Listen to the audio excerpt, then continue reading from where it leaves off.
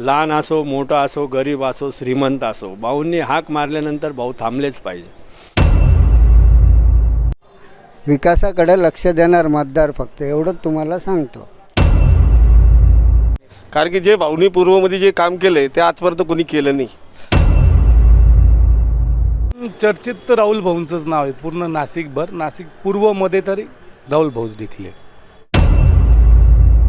विधानसभा निवडणुकीचा प्रचार आता शेवटच्या टप्प्यात येऊन ठेपलाय.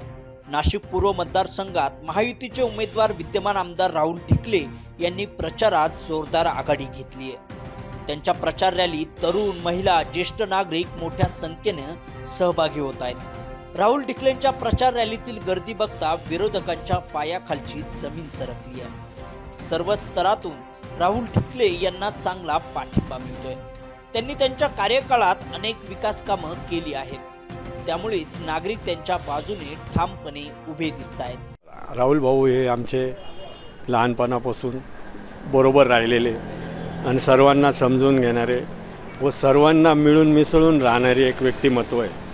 आजपर्यंत लहान मुलगा आलो, कोणी आले तरी भाऊ सर्वांना जवळ घेऊन चांगल्या गोष्टी शिकवतात. आज ते 5 वर्ष पहिले आमदारकी झाली त्यांची, पण सर्व लोकांनी त्यांनी मनामध्ये इतकं स्थान निर्माण केलेले जबरदस्त का प्रत्येकाला त्यांना हवंशी वाटते का भाऊ पुढच्या 5 वर्ष पण भाऊच असावा, त्याच्या पुढच्या 5 वर्ष पण भाऊच असावा. विरोधकांचं कामच आरोप करणं, हे आरोप प्रत्यारोप चालूच असतं इलेक्शनमध्ये. सामान्य लोक, मतदार त्याच्याकडे लक्ष देत नाही. विकासाकडे लक्ष देणार मतदार फक्त एवढंच तुम्हाला सांगतो.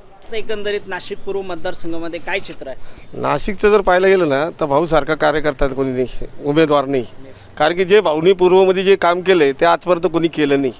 भाऊनी फक्त कामच केलं आहे. भाऊनी काय स्वतःचा संपर्क आहे आपला फायदा काही पाहिला नाही, त्याच्यामुळे भाऊच लागणार, बाकी कोणी आहेत नाही त्यांच्या विरोधात. चर्चित तर राहुल भाऊंचंच नाव आहे पूर्ण नाशिकभर. नाशिक पूर्वमध्ये तरी राहुल भाऊच डिकले.